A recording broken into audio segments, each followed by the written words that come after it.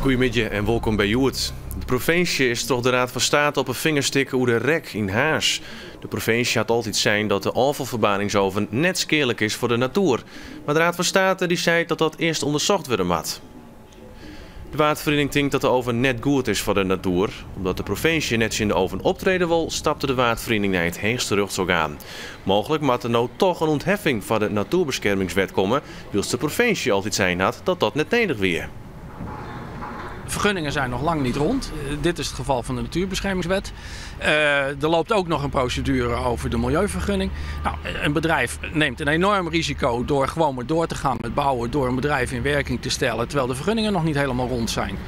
De provincie wil dat Omrin zo gauw als mogelijk een vergunning onvreegt en die zal dan kritisch pensioen worden. Deze simmer is de wierdste simmer sinds 1906. Er is al 100 mm meer regenval als normaal. Joert is het de laatste dag van de meteorologische simmer en die is dit hier stream in. Het wetter kwam uit bakken uit de hemel. Het waar liep het hield iets extreme te worden.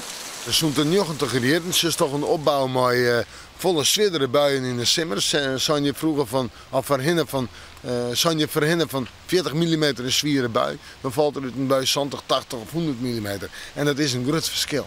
Ook de temperaturen wienen dit hier leger als oors en de zinnen skienden minder vaak.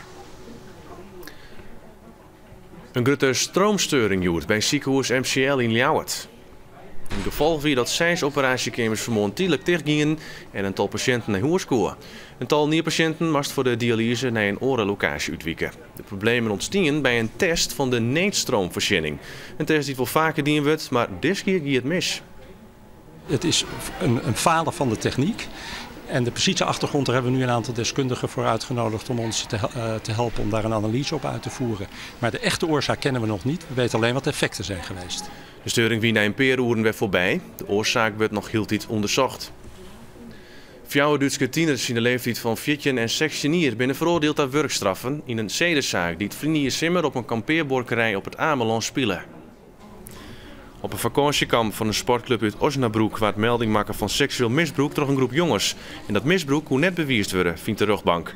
Wel had sprake best van geweld en bedreiging in een aantal leeftijdsgenoten. De veroordeelde tieners hebben excuses maken aan haar slachtoffers. Cambuurtalent Bob Schepers gaat definitief naar FC Utrecht. Hij had een contract tekenen voor 3 jaar bij de club van trainer Erwin Koeman. Cambuur hoeft de 19-jarige Schepers liep nog net te missen, maar Utrecht is al praat dat de linkeronvaller dit seizoen gewoon aanmaakt in Ljouwert. De conventie van Achlem had de plaatselijke keertsclub een nieuwe sponsor opsmieten.